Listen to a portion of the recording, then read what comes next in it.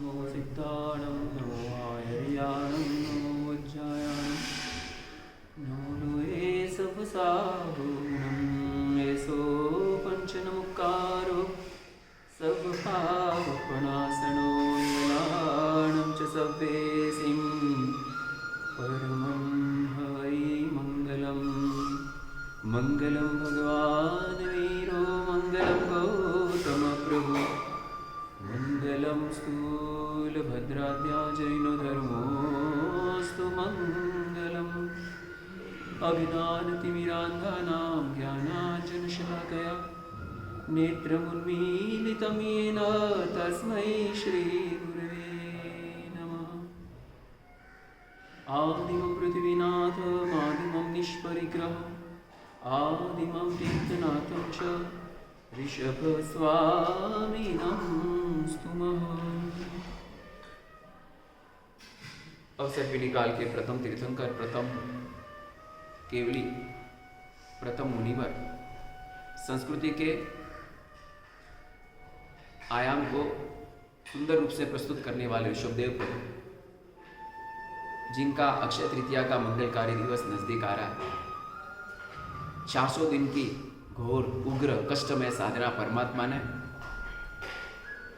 वृद्ध वय के अंदर, यानी कि 84 लाख पूर्वमा वर्ष जब चल रहा था प्रभु का, तब प्रभु ने की, यानी 83 लाख पूर्व परमात्मा के संसार में बीत चुके।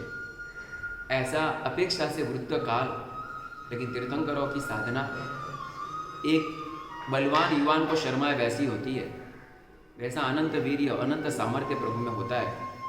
हे प्रभु ऋषभदेव, आप स्फटिक के जैसे स्वच्छ थे, समुद्र के जैसे शीतल थे, सरिता के जैसे सतत प्रवाहशील थे, शंख के जैसे निर्मल थे, सुवर्ण के जैसे कांति वाले थे, सुरगिरी यानी मेरु पर्वत के जैसे अत्यंत अचल स्थिर थे साधना के अंदर।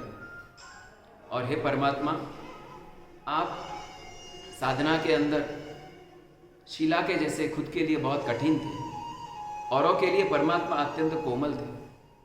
ऐसे ऋषभदेव प्रभु की जिनका पारना अक्षय तृतीया के दिन श्रेयांश कुमार के हाथों हुआ। श्रेयांश कुमार का जीव परमात्मा ऋषभदेव से नवभव का नाता रख रहा है। उत्तम व्यक्तियों के साथ जुड़ा हुआ ऋणानुबंध हमें उत्तम क्रियाओं का लाभ देता है, उत्तम विचारों का लाभ देता है और उत्तम गति का लाभ देता है और अपनी आत्मा को उत्तम बनाता है। अगर अपने पास साधन सामग्री गलत होगी तो चलेगा, लेकिन अपना संगति का स्थान तो गलत नहीं होना चाहिए।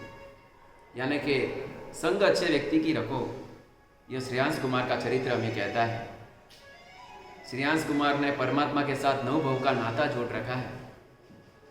जो अयोध्या के वासी न कर पाए, जो बड़े राजा महाराजा न कर पाए, जो इंद्र महाराजा भी न कर पाए, वो श्रेयांश कुमार ने करके बता दिया, परमात्मा का पारना। परमात्मा जब दीक्षित हुए, उनके साथ 4000 राजवी दीक्षित हुए, कच्च महाकच्च आदि। और परमात्मा की दीक्षा चैत्रवदी आठम के दिन हुई।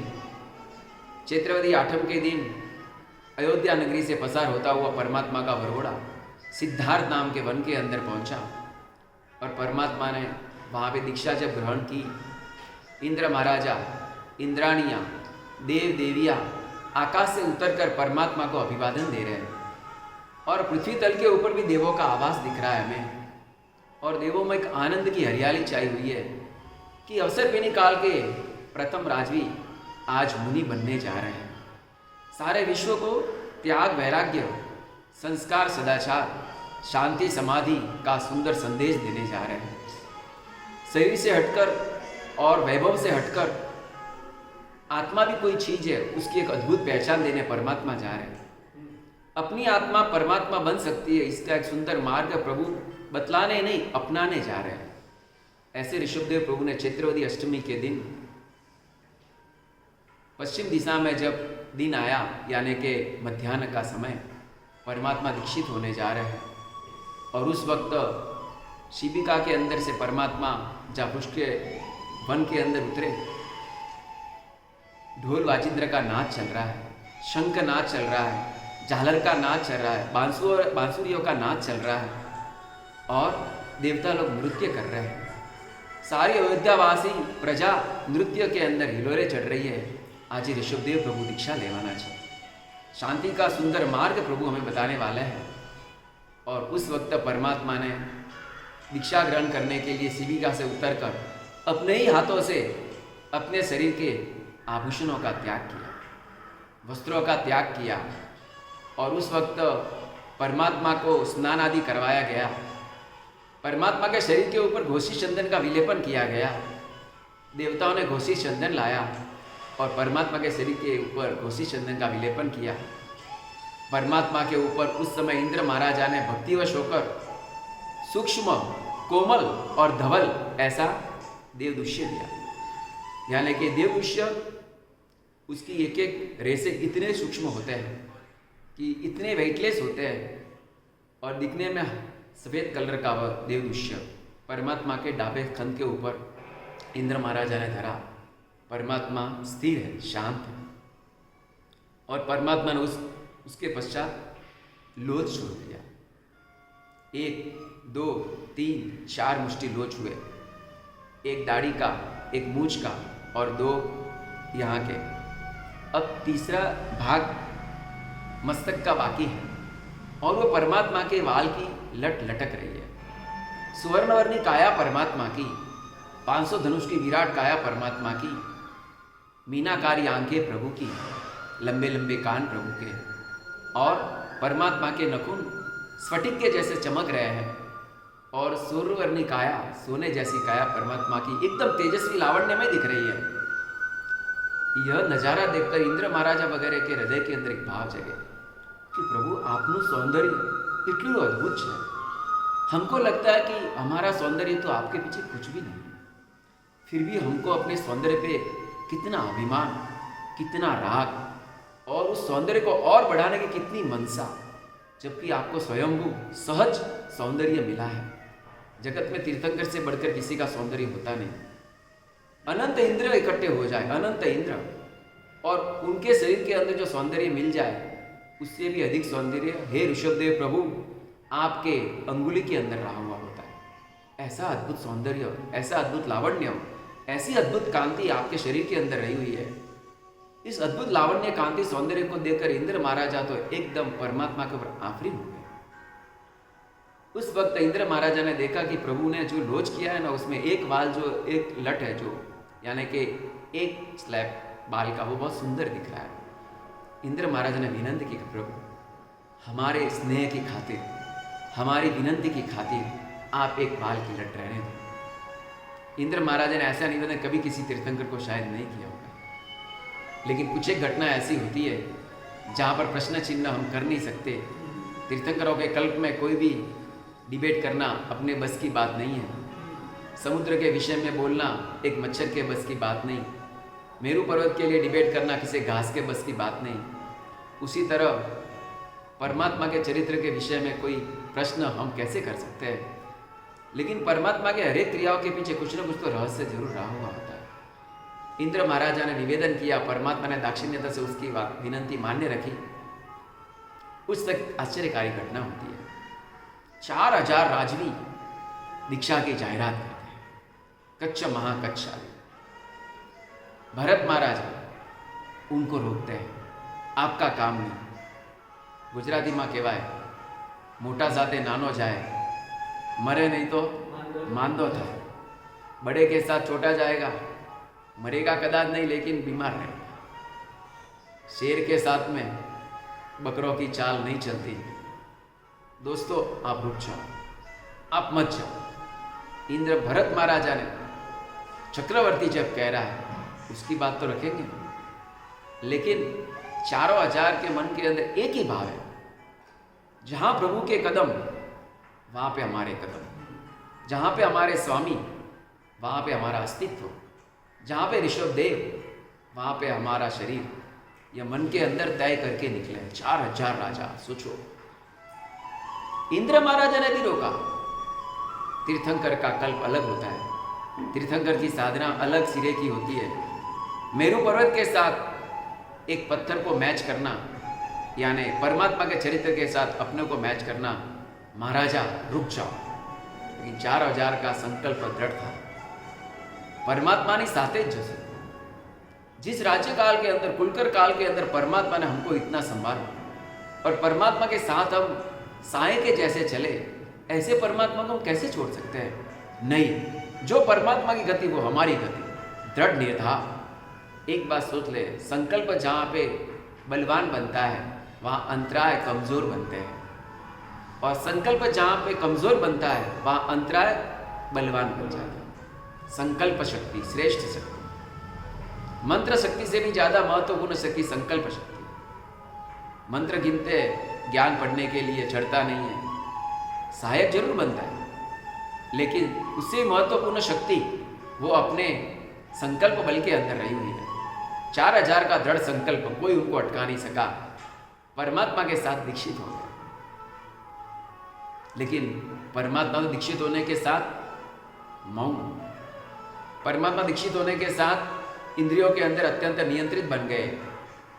जंगलों के अंदर परमात्मा का चलना होता है, और वो भी महीना कौन सा था दीक्षा का? गर्मी का महीना, ठंडी का महीना, यानी कि गर्मी का महीना। और परमात्मा ने अंतिम उम्र के अंदर दीक्षा ली है, और परमात्मा ने इतने दिनों में कोई तप का अभ्यास नहीं किया है, फिर भी अंतर का उत्साह, अंतर का संकल्प, दृढ़ प्रणिधान ऐसा अद्भुत था, परमात्मा को साधना करने में कोई दिक्कत नहीं आई, क्योंकि पूर्व भोग के भी अभ्यास यहाँ पे काम कर रहे हैं। जंगल में प्रभु चल रहे हैं, गर्मी बहुत है, नीचे कंटक लगते हैं, नीचे मिट्टी, तीखी तीखी मिट्टी लगती है, हवा भी नहीं चल रही है। 2 दिन, 4 दिन, 6 दिन, 10 दिन परमात्मा तो अपनी मस्ती में चल रहे हैं। 4000 देख रहे हैं, प्रभु हमको कुछ बोलेंगे? लेकिन परमात्मा तो ऐसे मौन हो गए जैसे कि कोई रिश्ता नाता ही नहीं हो। परमात्मा के सामने देखते हैं, परमात्मा कौशल ध्यान में स्थित है, परमात्मा अंतरात्मा में लीन है, परमात्मा मौन है, परमात्मा समग्र संसार के विषयों और रिश्तों से उपेक्षित हो चुके हैं, यानी कि उपेक्षा है। ऐसे परमात्मा के मध्यस्थ और समता के भाव को देखकर 4000 के मन के अंदर भाव तो सुंदर जगह, लेकिन सोच रहे हैं कि हम क्या करेंगे। लेकिन मन के अंदर किसी भी तरह का आर्त ध्यान नहीं है, उन्होंने पहले ही तय कर दिया है, प्रभु बोले या ना बोले, प्रभु का मार्ग ही हमारा मार्ग रहेगा। लेकिन हम तो कैसे दरिद्री है, वो एक कल्पना कर रहे हैं। 4000 राजा परमात्मा के साथ अपनी कल्पना कर रहे हैं कि प्रभु आप तो इतने भूखे होने पर भी भोजन मिलता हुआ सामने झाड़ पे फल फूल रहे हुए हैं, फिर भी आप क्षुधा के विजेता हो, और हम तो आहार के कीड़े हैं।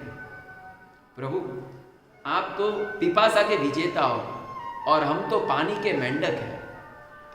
प्रभु आप तो आतप को यानी गर्मी को, धूप को सहन करने वाले विजेता हो, और हम तो ठंडी के अंतर में रहे हुए ऐसे कीड़े बन चुके हैं। कहाँ पे आपका त्याग और कहाँ पे हमारा भोग, कहाँ पे आपकी उपासना और कहाँ पे हमारी वासना। ऐसे भावों के अंदर वो चल रहे हैं। कौन? बाकी के 4000। कभी कभार उनके बीच में कभी डिस्कस हुआ, हम क्या जंगल छोड़ के चले जाए? लेकिन नहीं, महान पुरुष सुकृत आदरते नहीं, और आदरते हैं तो प्राण के बल पर भी उसको जीते हैं, छोड़ते नहीं। जो प्रभु की गति वो हमारी गति, यह दृढ़ निर्धार उनके हृदय के अंदर रहा हुआ है। प्रभु क्यारे तो बोलते ना, कभी ना कभी तो प्रभु बोलेंगे ना, जाने दो समय। और वो भी बड़े पक्के हैं, उपवास जितने उपवास ही कर रहे हैं, लेकिन अब रहा नहीं गया तो कभी कभार फल फ्रूट ले लेते हैं। उनको पता नहीं संयम जीवन की, सुपात्र दान की परिभाषा, उनको बिल्कुल चारित्र जीवन की परिभाषा इतना पता नहीं है। मात्र प्रभु के मोह से, प्रभु के शुभ आलंबन से उन्होंने मार्ग लिया है। ऐसा कहा जाता है, ना समझ व्यक्ति भी समझदार व्यक्ति का हाथ पकड़ के चले तो भी वो मोक्ष का मार्ग पा लेता है। समझदार व्यक्ति भी समझदार व्यक्ति को छोड़ दे और अपनी होशियारी लगाए तो उसको मोक्ष मार्ग नहीं ले सकता। अपनी बात चल रही है कि परमात्मा का ऐसा समय कब तक चला, 1 महीना 2 महीना। अयोध्या नगरी में प्रभु पधारते हैं, विराट अयोध्या नगरी उस समय की, बड़ी बड़ी राजपथ की गलियां, स्ट्रीट, हवेलियां बड़ी बड़ी, परमात्मा जाकर खड़े रहते हैं। परिवार के लोग परमात्मा का दर्शन करने के लिए तरस रहे हैं और सोच रहे हैं कि ये अपने पूर्व के राजा, इनको क्या देना। तो अंदर से घोड़ा लेकर आते हैं, कोई हाथी लेकर आता है, कोई अपनी कन्या लेकर आता है, कोई हीरा माणिक मोती लेकर आता है, कोई पालकी लेकर आता है, अलग अलग चीजें लाकर प्रभु के आगे धरते हैं। परमात्मा मौन निकल पड़ते हैं प्रभु। कोई आगे जाके परमात्मा के सामने नृत्य करता है, कोई कहता है कि मेरा मकान आप ले लो, मेरी हवेली आप ले लो। परमात्मा मौन। परमात्मा अपनी अनुकूलता को पसंद नहीं करते, लेकिन प्रतिकूलता को आते वक्त मन में दुखी भी नहीं होते। एक सूत्र हम भी ध्यान में ले लें, मृत्यु को सामने से मांगना नहीं, लेकिन मृत्यु आ जाए तो डरना भी नहीं। आपत्ति को सामने से मांगना नहीं, आपत्ति आ जाए तो डरना भी नहीं। परमात्मा का यह सूत्र हमें मिल रहा है। ऐसे ऋषभदेव प्रभु को साधना काल के अंदर अनंत बल, अनंत वीर्य, अनंत सामर्थ्य, अनंत समता, अनंत समाधान बुद्धि से भावित होते होते कितने दिन बीत गए? 400 डेज, 400 दिन बीत गए। कौन सा दिन आया? अब यहाँ पे 360 सलाह का पुरस्कार एक बहुत सुंदर बात बताते हैं कि जब ऐसे दिन बीतते जा रहे हैं, परमात्मा के मन में एक अध्यवसाय जगता है। अध्यवसाय मतलब कि एक अंतर का शुभ विचार स्फुरित होता है कि जैसे दिया तेल के बिना लंबा चलता है, उसी तरह देह प्राण के बिना लंबा चलता नहीं, और प्राण भोजन पानी के बिना लंबे चलते नहीं। एक बात। दूसरी बात, परमात्मा ने हस्तिनापुर की ओर कदम क्यों रखा? परमात्मा को यह लगा कि यहाँ के इलाके के अंदर लोगों को सुपात्र दान की कोई पहचान नहीं है, और मुझे भी सुपात्र दान का प्रलोभन करना जरूरी है। क्यों? तो क्या साथ में जो 4000 लोग हैं ना, वे लोग धीरे धीरे कैसे बन गए हैं? बाबा फकीर जैसे बन गए, बड़ी बड़ी बाल के लट बन गए। परमात्मा को ऐसा नहीं हुआ, क्योंकि परमात्मा का एक कल्प होता है। दीक्षा ग्रहण करने के पश्चात नख बाल वगैरह लगभग नहीं बढ़ते हैं, लेकिन सामान्य आदमी के तो बढ़ रहे हैं। और वो वलगल के कपड़े पहनकर, झाड़ के पांदड़े होते हैं उसके कपड़े पहनकर फिर रहे हैं, और बड़े वफादार हैं, बड़े खानदानी हैं। शरीर के ऊपर मैल जम गया है, बाल की लट भी बढ़ गई है, फिर भी परमात्मा का समर्पण भाव कितना ही अद्भुत है। अगर अभी इनको कोई पालने का निमित्त नहीं मिला तो ये आगे जाके संयमी आत्माओं को तकलीफ हो सकती है, कोई ऐसी परंपरा में आ जाएगा। इसलिए ऋषभदेव प्रभु 4000 के कल्याण को ध्यान में रखते हुए, आगे की श्रवण परंपरा को सुपात्र दान की प्रेरणा का मकसद रखते हुए, और एक छोटा सा कारण, अपने शरीर के अंदर भी भोजन आ जाए तो साधना का मार्ग ठीक रहेगा, छोटा सा कारण था। महत्वपूर्ण कारण तो व्रत की सुरक्षा, व्रत भंग किसी का ना हो।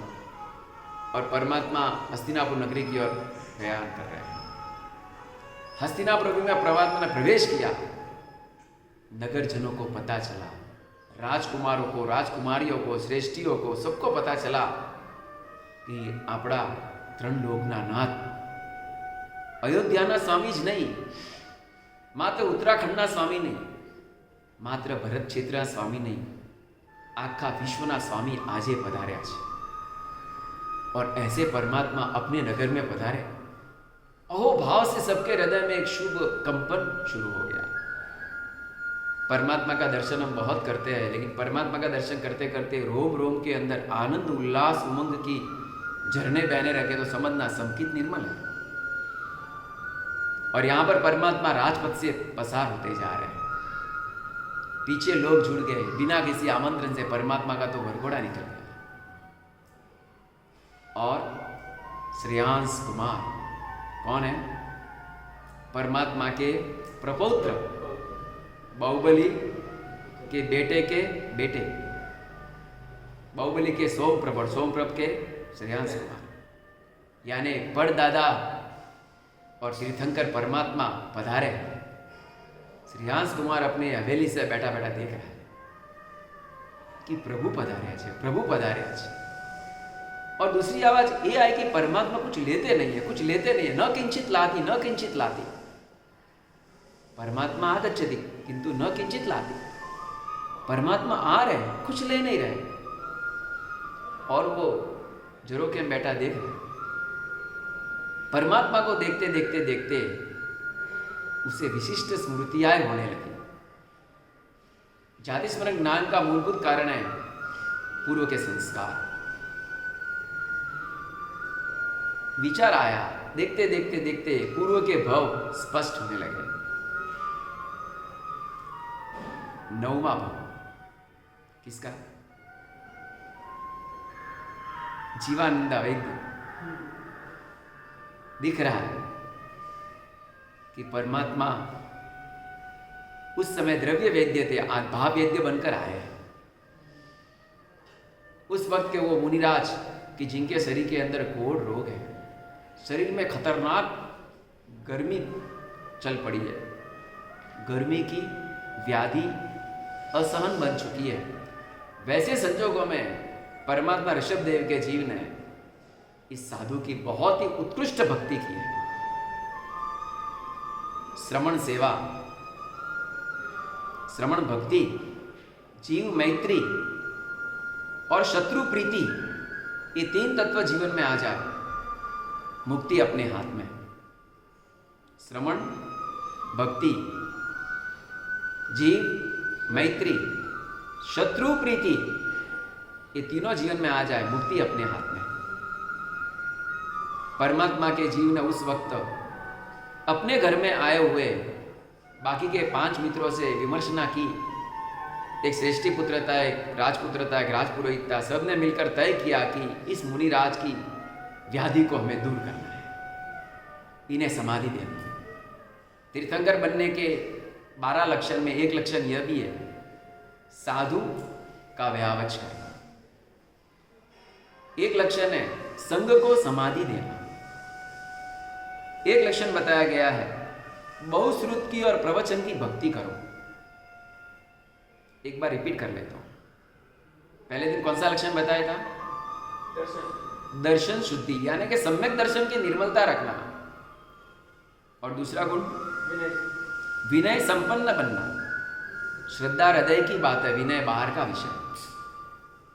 हृदय से श्रद्धा बहुत हो, लेकिन विनय यानी कि बाहर की भक्ति करने की बात है, तब हम पीछे हट जाए। मेरा मन तो बहुत अच्छा है, मेरी श्रद्धा बहुत अच्छी है, लेना देना कुछ नहीं चलता। श्रद्धा से भावित रहना, विनय से परिपक्व बनना। और तीसरे नंबर का गुण बताया था शील और व्रत के अंदर अतिचार लगने नहीं देना।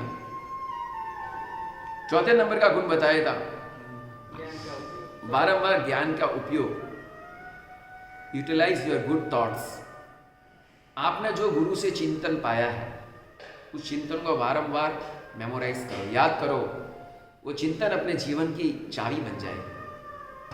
सुना बहुत, चिंतन कम किया, चिंतन बहुत किया, आचरण कम किया, नहीं चलेगा। तो बारंबार ज्ञान का उपयोग, चौथे नंबर का लक्षण तीर्थंकर बनने के लिए। 5वें नंबर का लक्षण शक्ति मुताबिक तप और त्याग करना। 6ठा लक्षण संवेग। और 7वां लक्षण आज बताया साधु का व्यावच। ऐसा कहा गया शास्त्रों में कि व्यावच अप्रतिपाती गुण है। मतलब सोना जैसा कभी भी काट खाता नहीं, लोहा काट खा सकता है, सोना कभी भी काट खाता नहीं। वैसे साधु साध्विका या श्रावक श्राविका का किया हुआ व्यावच कभी भी निष्फल जाता है, उत्तम भाव लाकर ही देता है। और बाहुबली और भरत महाराजा का अवतार भी पूर्व भाव के 500 साधुओं की सेवा का अंजाम है।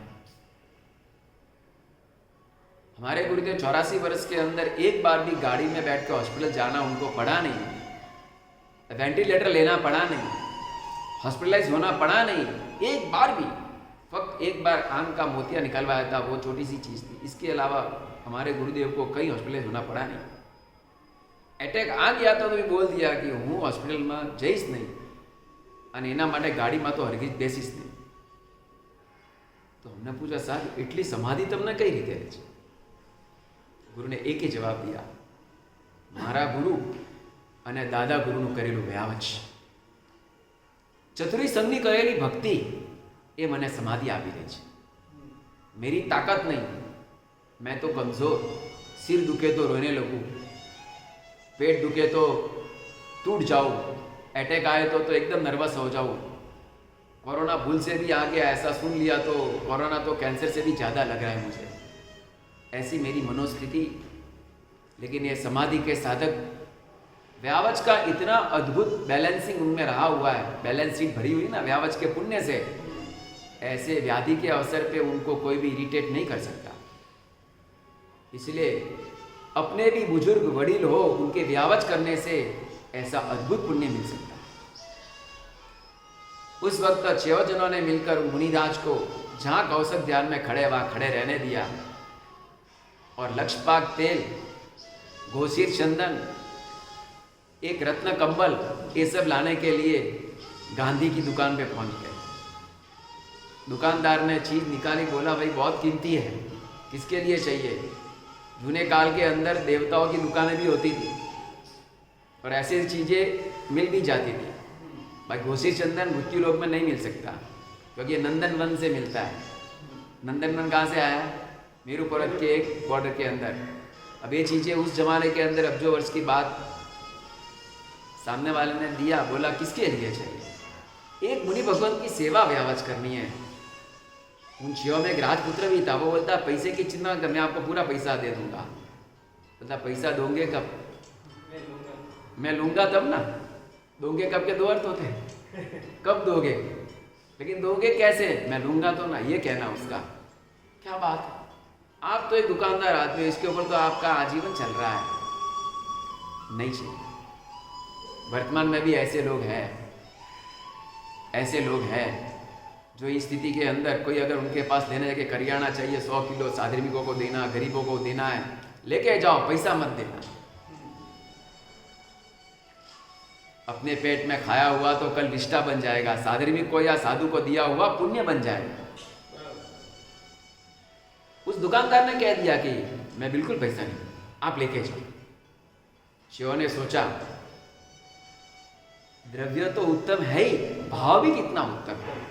आप भी अपने घर में गुरु भगवान को वराओ तो यही भाव देखना कि वर्तमान इस स्थिति के अंदर ही गुरुदेव मेरे वहां आए, मेरा अहोभाग्य।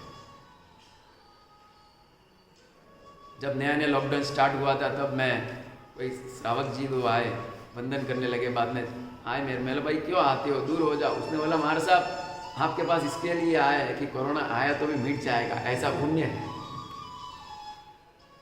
पुण्य के प्रभाव बिना ऐसा काम होगा नहीं।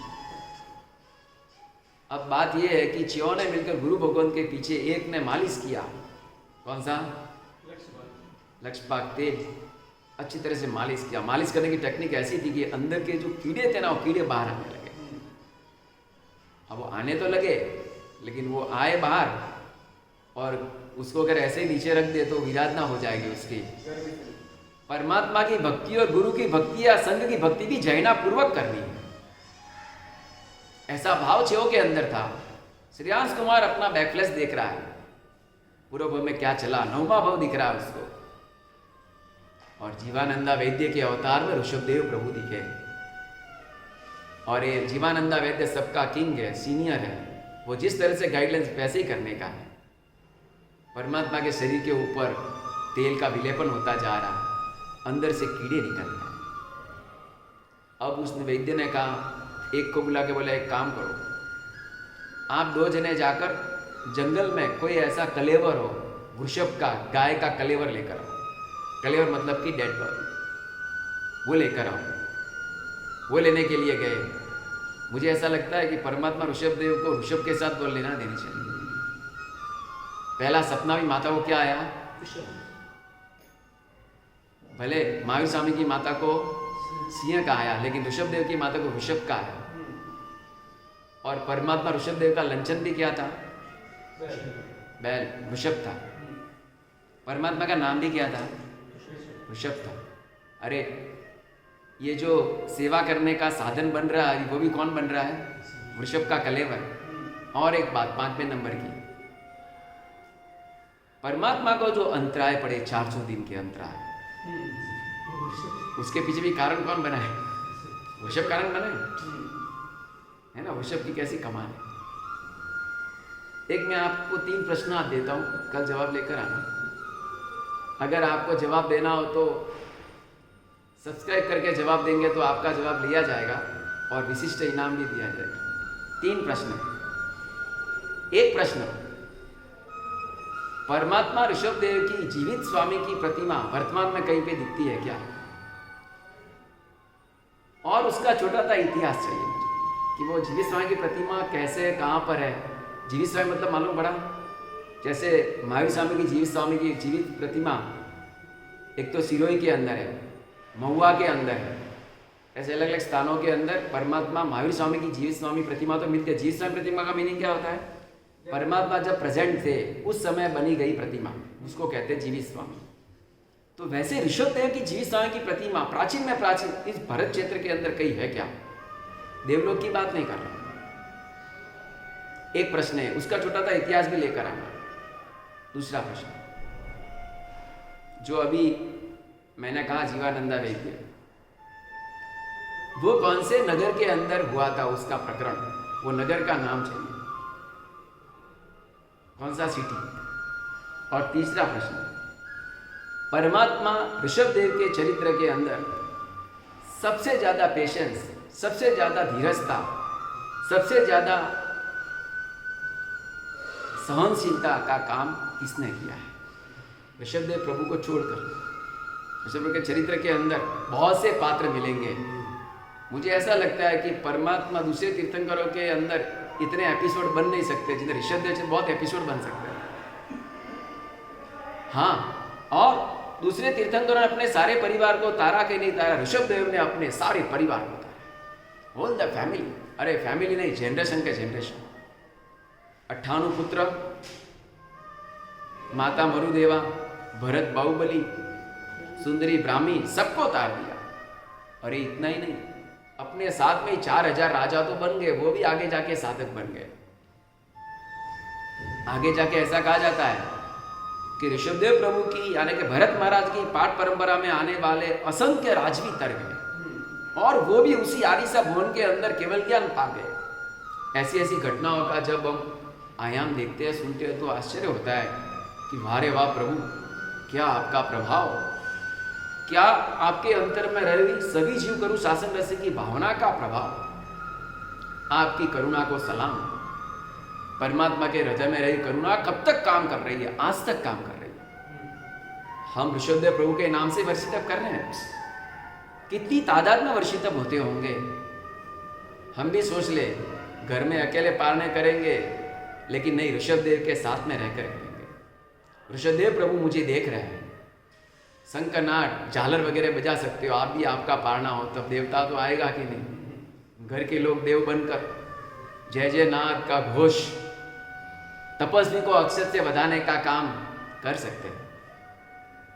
शेरडी का रस मिले कि ना मिले, शेरडी का प्रोडक्शन ही है गुड़। गुड़ कहाँ से बनता है भाई? शेरडी का प्रोडक्शन ही है गुड़। तो आजकल वैसे भी डायरेक्ट माल कम लेते हैं, इनडायरेक्ट प्रोडक्शन ही ज़्यादा खा रहे हैं। तो कदा शेरडी ना मिले, शेरडी को पसंद परमात्मा ने किया कि शेरडी ने प्रभु को पसंद किया? शेरडी ने परमात्मा को पसंद किया। शेरडी की विशेषता मालूम है आपको? 7 विशेषता है शेरडी की, 7 स्पेशलिटी ऑफ शुगर कैन। आज को कल को, आज टाइम हो गया।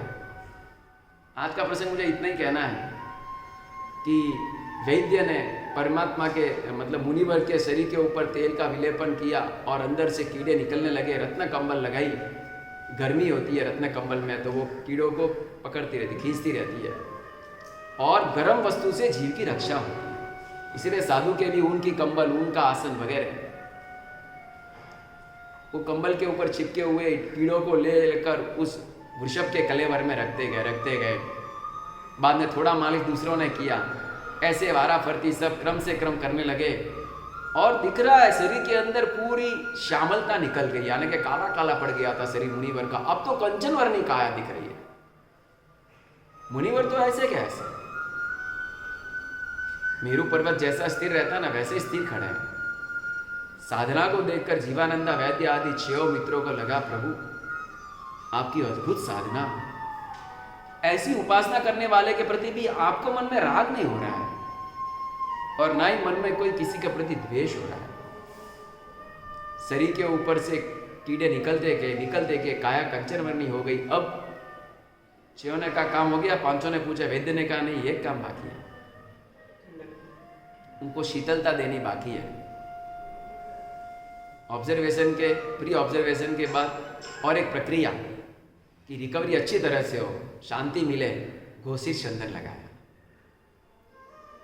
चंदन का विलेपन हुआ, वंदन किया और क्षमा मांगी कि प्रभु आपकी सेवा भक्ति करते करते आपको कोई वेदना हुई हो, स्खलना हुई हो, साधना में अंतराय हुआ, उसके प्रति हम क्षमा मांगते हैं। ऐसे शुभ भावों से इन 6 ने व्यावच का काम किया। इसके लिए तो ऋषभदेव के अवतार में एक ऋषभदेव बने, बाकी ब्राह्मी, सुंदरी, भरत, बाहुबली और श्रेयांश कुमार, इन 6 का टीम वर्क कितना अद्भुत था। मजे की सुनने की बात यह है कि व्यावच का काम पूरा हुआ, अभी बचा कुचा है, कंबल तो अभी रत्न कंबल अभी भी है, वो तो कोई बिगड़ने वाली है नहीं, तेल बचा है, घोसी चंदन बचा है, इतनी कीमती चीजें बची है। दोबारा वो लेने के लिए तैयार नहीं, उसने बोला दिया सो दिया, दिया हुआ हम रिटर्न नहीं लेते। कैसी शुभ भावना है। कुछ दरिद्री होते हैं दिखने में, मन से अमीरात वाले होते हैं। इन 6 ने मिलकर नक्की किया, क्या नक्की किया कल सोचेंगे इस चीज का क्या करना। वो अपना भरवड़ का एग्जाम्पल तो बाकी है, आज का समय हो गया है, हो गए 45 मिनट, जिना शाम 40 मिनट।